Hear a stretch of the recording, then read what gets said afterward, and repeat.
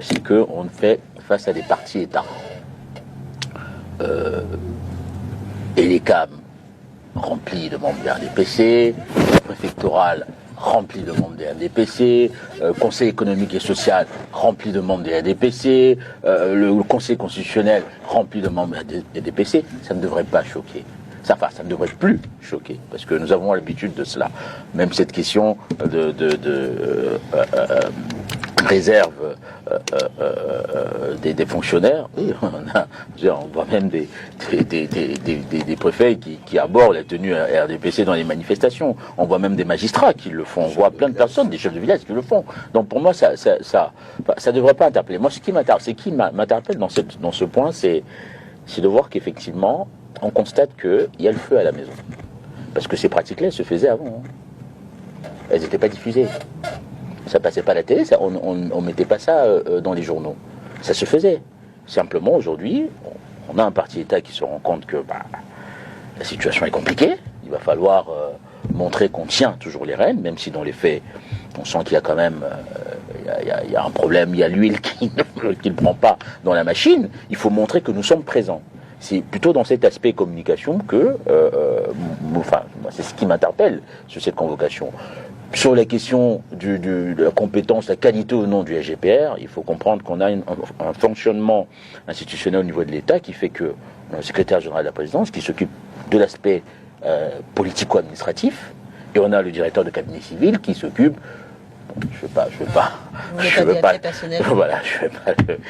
qui s'occupe de la cuisine du président de la République. Donc, pour moi, le secrétaire général de la présidence est dans son rôle, surtout qu'on a un président qui n'est plus en capacité, qui n'a plus les aptitudes nécessaires pour gérer ce truc-là. Quand bien même, on peut se poser la question de savoir si jamais il a eu à diriger une telle réunion. Je pense qu'il a toujours eu à déléguer. Donc pour moi, c'est un non-événement, cette convocation. Comment vous réagissez à ces consultations au Palais de l'Unité, maître? J'avoue que je suis très surpris par quoi que les consultations ou la démarche entreprise par le ministre d'État SGPR retient notre attention. Parce qu'en réalité, moi personnellement, je suis un opposant. Je ne m'intéresse pas à ce que le parti au pouvoir fait.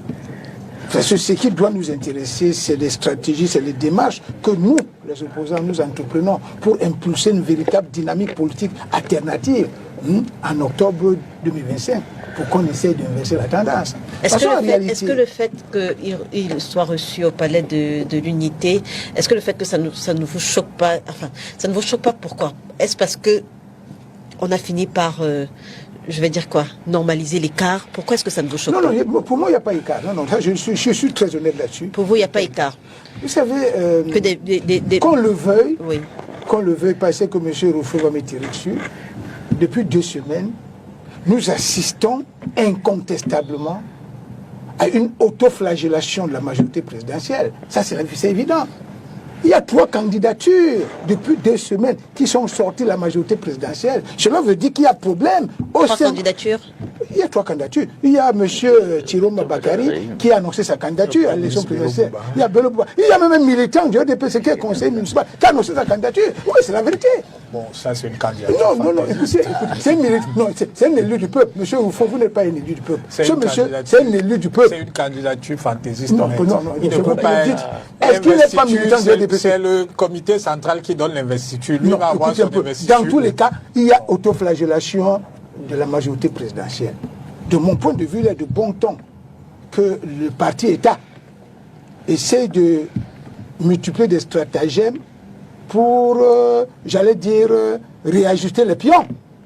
Et c'est sur ce plan que je suis convaincu que le président de la République a certainement donné des hautes instructions à son ministre d'État, secrétaire général, de procéder à un certain nombre de consultations. Et puis je vais vous dire quelque chose. Lorsque M. Thierry Bakary, Issa Thierry Bakary démissionne et il annonce sa candidature, beaucoup de gens ne comprennent pas. Ça pose un problème très sérieux.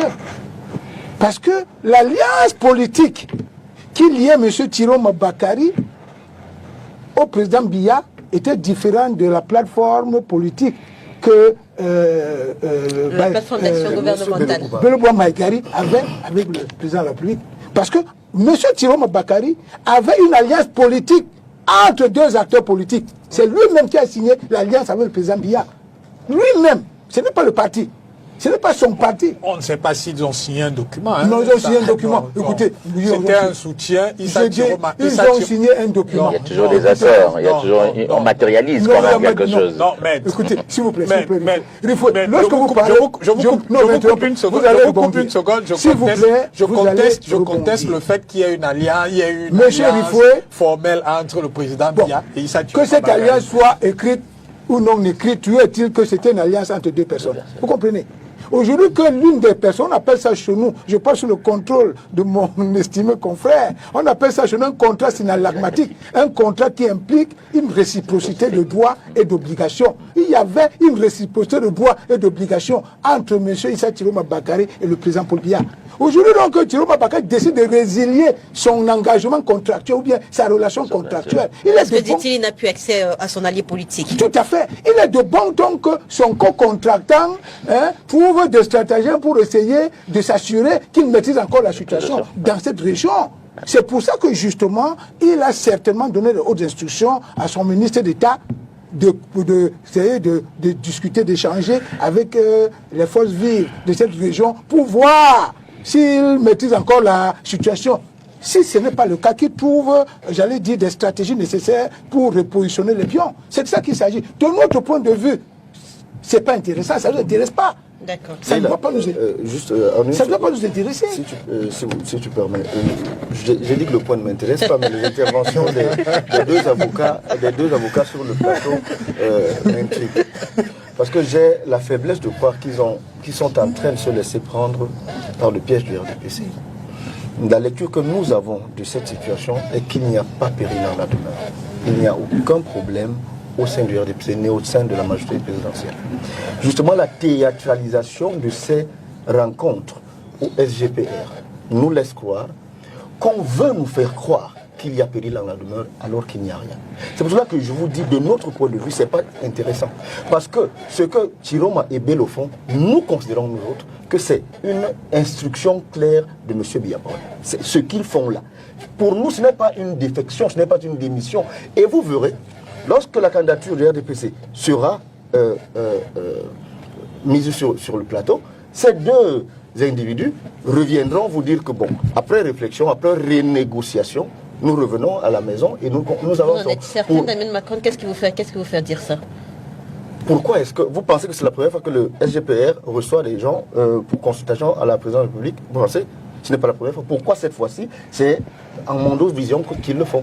Ils le font justement parce que ça cache quelque chose derrière. Donc de notre point de vue, je ne voulais pas m'étaler sur le sujet davantage. Je dis simplement que ça ne nous intéresse pas parce que nous savons qu'on théâtralise une situation parce qu'on a justement constaté qu'au nord, il y avait le feu avec une pénétration importante du MRC, du SDF, du PCRN et d'autres partis qui sont en train d'essayer de grappiller des voix au nord. Et donc on envoie ces deux ministres-là qui se souviennent subitement à 4 mois d'élection présidentielle que le Cameroun ne va pas bien, ils peuvent être candidats à l'élection présidentielle et ça ne nous intéresse pas. Peut-être, oui. Vous terminez pour qu'on pose la question justement à Patrick Riffaut. Vous savez, nous sommes des acteurs politiques. Hein. Vous savez, nous autres qui avons eu le privilège, parce que nous autres nous apprenons tous les jours les méthodes des sciences politiques. On dit toujours que en sciences politiques, la première exigence, c'est la maîtrise du terrain politique. Vous comprenez? Et cette maîtrise du terrain politique nous amène aujourd'hui à penser que nous essayons de voir ce qui se passe. Et ce qui se passe montre que dans le camp d'en face, il y a un problème. On ne peut pas dire qu'il n'y a pas de problème. Moi, j'ai dit tout à l'heure que ça ne doit pas nous intéresser parce que ça ne nous profite pas. Mais par contre, là où je peux rejoindre Damien Macron, c'est que nous, à l'opposition aujourd'hui, nous devons réfléchir sur le meilleur stratagème possible pour capitaliser, j'allais dire, cette autoflagellation du camp d'en face. Mais il y a un problème là-bas. Ne nous l'aurons pas, il y a un problème là-bas. Il y a un problème et je sais, pour moi... S'il y a un problème, ce n'est pas celui qu'ils essayent de nous présenter. Il y a un problème. Maintenant, comment le camp d'en face essaie de travailler pour essayer de colmater les brèches, ça ne doit pas nous intéresser. C'est parce que vous pensez comme vous pensez là, qu'on voit ce balai des opposants de spectacle aller saluer Chiroma, Bello Bouba et tout ça, parce qu'ils se disent qu'il y a une opportunité. David Macon, est-ce la raison, est-ce justement parce que vous dites être certain de ce que Bello Bouba Magari et Chiroma rentreront à la maison, j'ai nommé la majorité présidentielle. Est-ce la raison pour laquelle justement on n'a pas vu le PCRN? Je rappelle que cette semaine, Bello Bouba Magari a reçu un militant du STF, militant du MRC, et pareil également pour Issa Chiroma Bakari, qu'on a vu justement avec des formations politiques comme le PAL, comme l'UDC. Donc, est-ce la raison, voilà, est-ce la raison pour laquelle le MP divers y pense justement, est-ce la raison pour laquelle le PCRN ne s'associe pas à cette démarche? Je soupçonne que vous n'avez jamais été en prison, Madame Ganje, mais vous n'avez jamais été en prison. Mais ceux qui ont fait un tour savent que lorsque vous y arrivez, vous faites allégeance à ce que vous y avez trouvé. Vous n'avez pas compris. Monsieur Issa Chiroma Bakari et Monsieur Bello Bouba Magari sont comme des personnes qui étaient en liberté, qui nous retrouvent en prison. Ils doivent venir faire allégeance. Si vous attendez que le PCRN aille faire allégeance à des gens qui étaient hier au paradis, nous retrouvent en enfer, je rappelle qu'en 92, l'UNDP existait déjà et que l'UNDP était dans l'opposition, en 92. Je vous répète que lorsque vous arrivez en prison, vous faites allégeance au maître que vous trouvez en prison. En gros, le PCRN attend que l'UNDP et le FSNC viennent. C'est ma position personnelle. Ah, c'est pas la position du parti.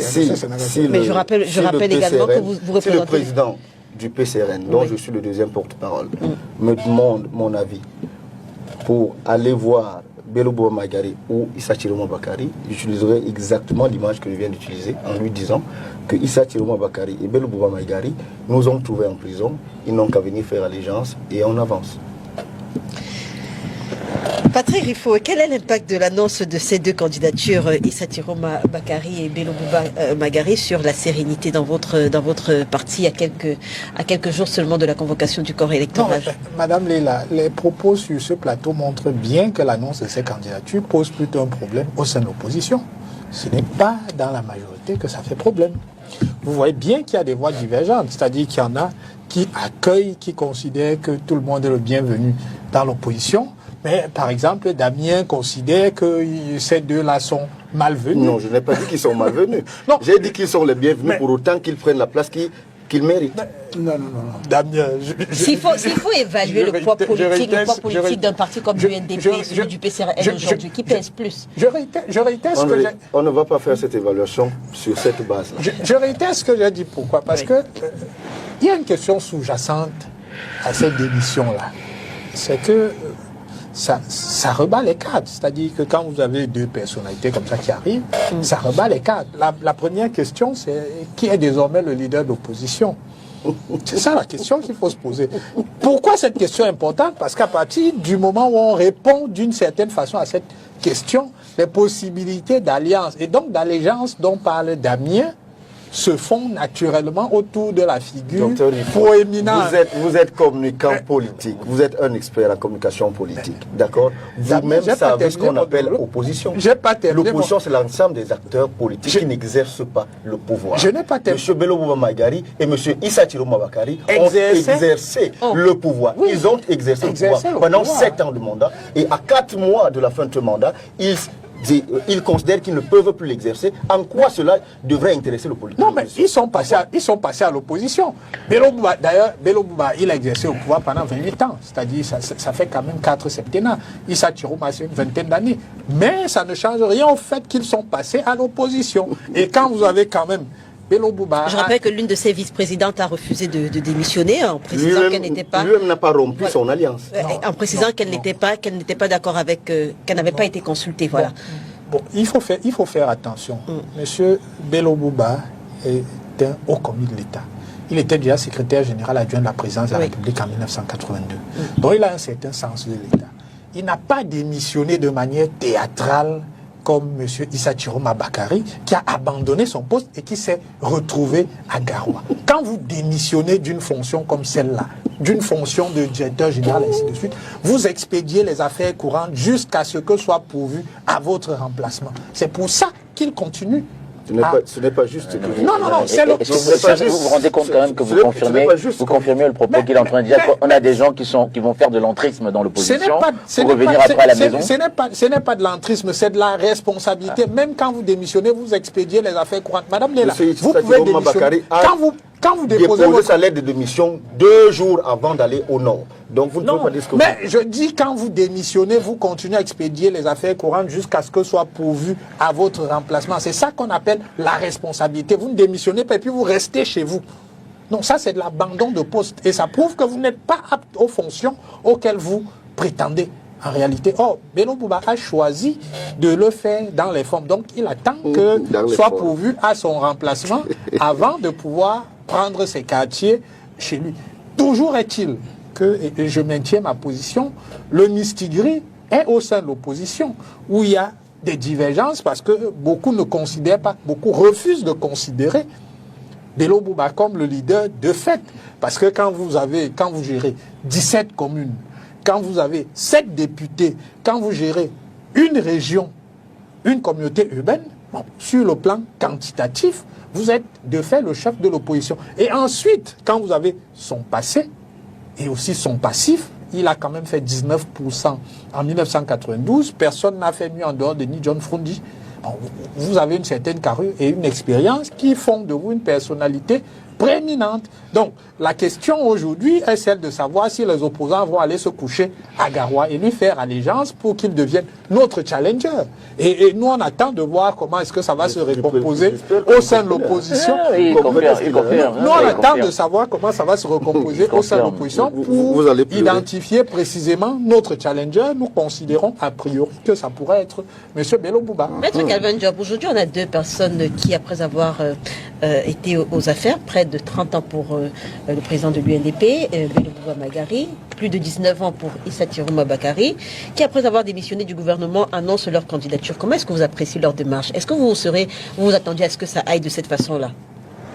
Non. Qu'ils annoncent leur candidature après avoir démissionné. Il y a clairement une question de cohérence politique, en fait, et même d'image au sein de la population. La concomitance entre les deux faits, la démission et l'annonce de la candidature, ça interpelle. Et je tends, après avoir écouté Chérif Foué, je tends à me rapprocher de l'argumentaire, l'explication de M. Macon, qui semble dire qu'effectivement, on a non pas de vrais opposants, mais des gens envoyés en mission. Et en tout cas, moi, ça m'interpelle. Ça m'interpelle. Parce que, effectivement, ça a été dit, des personnes qui ont exercé de hautes fonctions, qui, à la veille d'une élection majeure, d'une élection importante pour le pays, décident de faire cette démarche. C'est clair que ça ne peut qu'interpeller tout citoyen, et il faudrait regarder cette affaire-là de très très très près. Alors, Maître Simon-Serge Kaka, comment comprendre la réaction de l'opposition face à ces démissions de Issa Chiroma Bakary et Bello Bouba Magari? On le constate, certains les accueillent les bras ouverts. On a entendu votre discours tout à l'heure. D'autres, par contre, sont un peu plus réticents, comme Damien Macon. Oui, mais c'est normal. Vous savez, ce genre de situation n'a jamais fait d'unanimité, dans une opposition bien structurée. D'ailleurs, je vais vous dire quelque chose. Lorsque M. Issa Chiroma Bakary a démissionné, j'avais pratiquement la même lecture que M. Damien Macon. Oui. Vous savez, en sciences politiques, lorsqu'on traite, lorsqu'on étudie ce qu'on appelle les alliances politiques, lorsqu'il y a un parti d'opposition s'allie au parti au pouvoir, ce parti opposant adopte généralement 2 postures qui sont alternatives.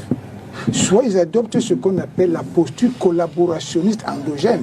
Ça veut dire qu'ils entrent carrément dans le ventre du parti au pouvoir. Ils pensent comme le parti au pouvoir. C'est ce que les Bello faisaient. C'est ce que les Chiroma faisaient. On avait l'impression que chaque fois qu'il y avait même une élection, tu vois, les militants de l'UNDP ou bien le président de l'UNDP se mettaient avec le président du RDPC pour dire la même chose. C'est-à-dire qu'il y avait difficilement une divergence entre le discours de l'UNDP et le discours du RDPC. Peut-être dans le cas de l'UNDP, ça se comprenait, puisqu'ils avaient une alliance, c'était comme la plateforme d'action gouvernementale. Tu comprends? Bon, maintenant, il y a également une autre possibilité. Ça peut être ce qu'on appelle une posture collaborationnelle exogène. Ça veut dire qu'en fait, on vous envoie, c'est-à-dire que chacun est sur le terrain. Vous annoncez même vos candidatures. Mais à la fin, vous vous retrouvez. Donc, moi, j'avais cette lecture. J'avais l'impression que c'est le RDPC qui certainement... Qu'est-ce qui a fait que vous changez de lecture? Non, objectivement, lorsque j'ai commencé à suivre les discours de Tiroma, et je suis revenu, parce que vous savez, nous les juristes, je pense sur le précise que Bello Bouba Maïgari n'a pas la même posture qu'Issa Tiroma Bakary. Oui, mais sauf que lorsque Tiroma a commencé à parler, j'ai pris sur moi d'aller trouver leur plateforme. J'ai lu la plateforme UNDP-RDPC qui a été signée, je crois, le 7 novembre 1997. Et j'ai également lu le document qui liait M. Tiroma au président Biya. C'est là que j'ai compris qu'en réalité, les deux n'étaient pas dans la même posture. D'un côté, c'était un contrat de parti à parti. L'autre, c'était un contrat d'acteurs entre les acteurs politiques. Et j'ai compris effectivement que justement, lorsque vous voyez M. Tiroma, il s'est senti frustré dans l'exécution de son accord avec Podia, qu'il ne parvenait même plus à rencontrer. Il ne parvenait plus à rencontrer. Par après 10 ans, il n'avait plus d'interlocuteur. Il s'est rendu compte qu'il est dans une espèce d'entourloupe qui l'oblige à partir. Et de là, ça peut lui donner les ailes, ça peut lui donner sa liberté, ça peut lui donner la possibilité de penser à voler de ses propres ailes. Moi, je pense que c'est à ce moment que j'ai changé de position. Et maintenant, moi, je continue à dire que moi, je ne m'intéresse pas au stratagème, à la stratégie, aux démarches que le RDPC va faire pour essayer, j'allais dire, d'arrondir les bords. Moi, je m'interroge sur la posture que l'ensemble de l'opposition doit adopter pour capitaliser cette situation. C'est pas ma position, ça c'est ma position. Et je continue à dire, contrairement à ce que dit Damien, on ne peut pas dire que non, ces gens ne sont pas les bienvenus chez nous. Vous savez, lorsque vous voulez gagner un match, on ne lésine pas sur les moyens, hein, vous comprenez? Parce que gagner un match de cette envergure, il faut jouer en équipe. Et c'est justement parce que notre opposition n'a jamais véritablement joué en équipe qu'on a toujours perdu. Et j'ai la conviction que l'occasion nous est donnée de trouver les moyens, de trouver des stratagèmes pour impulser une véritable dynamique fusionnelle. En quoi est-ce que l'annonce de candidature d'Issa Tiroma Bakary et Bello Bouba Maïgari est un plus pour l'opposition? Justement, si vous permettez, si tu me donnes une seconde. Non, tu m'as pas la parole. Non, c'est une très bonne question, Léla. Non, la vérité, c'est que, vous savez, il y a plusieurs types d'opposants. Il y a les opposants qui n'ont jamais collaboré avec le pouvoir, qu'on appelle généralement les radicaux. Il y a des opposants qui sont toujours dans une posture collaborationniste. Mais, dans les pays, je vais vous dire une vérité, c'est difficile de trouver un opposant radical qui gagne l'élection dans un pays. Parfois, c'est ces collaborationnistes-là qui nous apportent toujours en plus. Même pas comme leader, ils peuvent venir là, mais leur apport peut nous donner beaucoup d'éléments parce qu'ils ont été dans la maison. C'est quand on a été dans la maison qu'on est mieux outillé pour combattre l'ennemi. Je vais vous dire une vérité. Bon, je n'ai pas fait l'apologie de ce qu'on appelle le coup d'État. Même ce qu'on appelle le coup d'État, le coup d'État est difficilement fait et réussi par quelqu'un qui sort de l'extérieur. Dans la plupart des cas, on va tout vous dire que ce soit l'aide de camp, ce soit le commandant de la... Au Gabon, même au Gabon, là, celui qui a réussi à renverser le pouvoir, c'était le commandant de la garde républicaine. C'est lui qui était dans le palais. Donc c'est pour dire quoi? Quand vous avez des éléments, des vieux briscards en politique, comme Bello Bouba Maïgari, qui soit dit en passant, c'est un fait historique, est le premier ministre du président Biya. Ça, vous ne le savez pas. Vous comprenez? C'est un vieux briscard de la politique. Son apport dans le camp de l'opposition n'est pas à négliger. Donc moi, je suis de ceux qui pensent que lorsqu'ils viennent, il faut faire preuve de stratégie.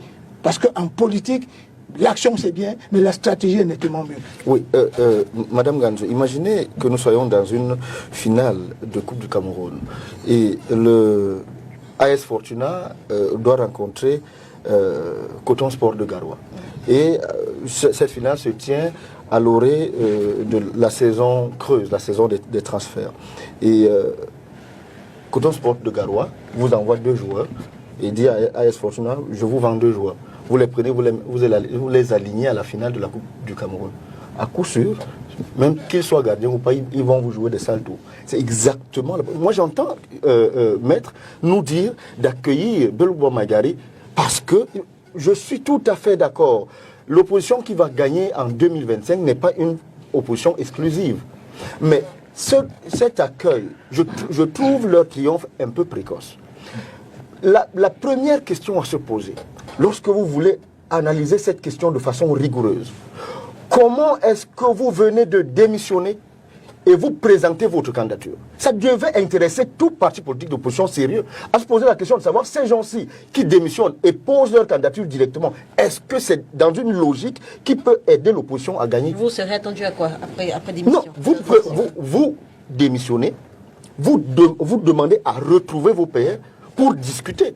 Mais lorsque vous démissionnez, vous posez votre candidature. Qu'est-ce que vous envoyez comme message à vos pairs? Ça, c'est une première chose. Une deuxième chose, aux jeunes du Nord, à qui on propose des candidatures des gens de plus de 80 ans. Est-ce que vous ne l'avez pas mauvaise parce qu'il y a justement certains de vos militants un militant en particulier qui a démissionné pour rejoindre l'UNDP? Est-ce que c'est pas pour ça que vous l'avez mauvaise? Non. Il y a des militants du MRC et du PCRN qui ont rejoint le MRC. Il y a des militants du PCRN qui ont rejoint le SDF. Il y en a d'autres l'UNDP au lendemain de l'annonce de Bello Magari. Non, cela ne nous importe pas. Dans les mouvements de personnes dans les partis politiques, c'est quelque chose de tout à fait compréhensible. Lorsque vous ne vous sentez plus en redevabilité avec votre parti, vous avez le droit de partir. Pendant que vous partez, c'est comme un train, d'autres montent, d'aucuns descendent, d'autres montent. C'est un parti politique. J'ai l'impression que vous ne voulez pas faire le rapprochement. J'ai l'impression que vous ne voulez pas faire le rapprochement entre la démission de votre ancien camarade et les propos de Bello Magari, sa sortie du gouvernement, on va dire ça comme ça, son annonce d'être candidat de concourir à l'élection présidentielle. Bon, mettons-nous pendant quelques secondes. Jusqu'à ce que Bello Magari prenne la parole, est-ce que votre camarade avait un jour manifesté le besoin de partir du PCRN? Je me mets donc dans la peau de mon ex-camarade qui a rejoint Bello Magari. Je suis donc un fils du Nord. Je pose une question. Nous, jeunes Camerounais de façon générale, nous aspirons au rajeunissement de la classe politique camerounaise. Lorsque Bello Magari démissionne du haut de ses 80 et poussières, je ne connais pas 79 ans, je crois. Voilà. Bello 78 ans. D'accord.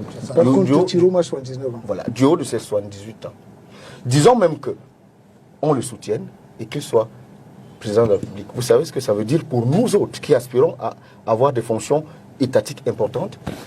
On ne pourra pas avoir, nous, jeunes, je parle du jeune du Nord, on ne pourra pas avoir le président de la République, le Premier ministre, le président du Sénat, le président de l'Assemblée nationale. Donc, en fait, lorsque Bello Magari sera président, nous, jeunes du Nord, nous serons exclus de la gouvernance parce qu'il faudra composer le Cameroun et ayant plusieurs communautés, il faudra composer avec le Sud, avec l'Ouest, avec le littoral, avec le Sud-Ouest, etc., etc.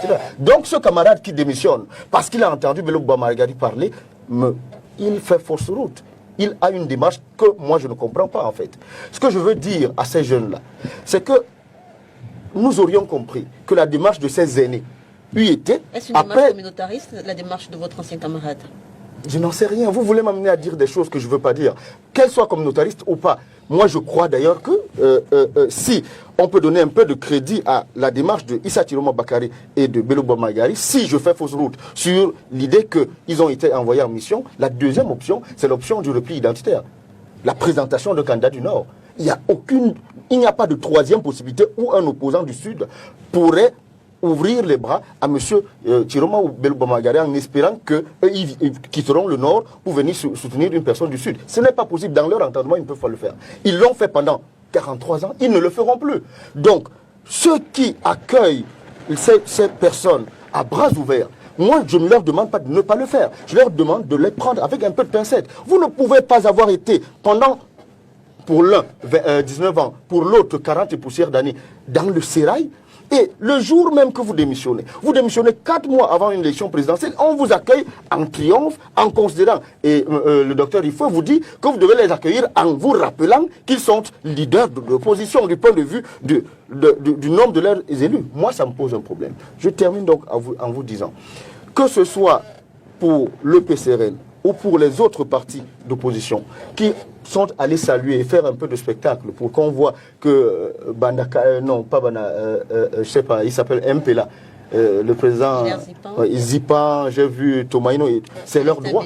C'est leur droit d'aller le faire. Mais je crois humblement qu'ils font fausse route. Ils devraient demander à ces deux anciens ministres de laisser leur affaire de candidature, de venir à la table de discussion et de négociation de laquelle sortira donc un candidat unique. Docteur Patriofo, avant mettre sur... C'est une petite parenthèse, hein, pour revenir rapidement aux consultations faites au Palais de l'Unité. On apprend qu'elles sont faites sous très haute instruction du président Paul Biya. J'interroge justement la crédibilité de cette information quand, il y a quelques heures seulement, Issa Chiroma Bakary, qui est encore ministre de l'Emploi et de la Formation professionnelle, allié de Paul Biya, nous fait savoir que Paul Biya n'est plus celui qui tient le gouvernail. Là, j'ai paraphrasé, qu'en ce moment, il y a effectivement deux clans qui s'affrontent.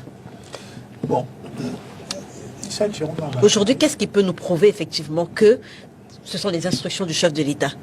Issa Chiroma Bakary a été ministre de la Communication à un moment où ce ministère était un ministère stratégique dans l'action gouvernementale.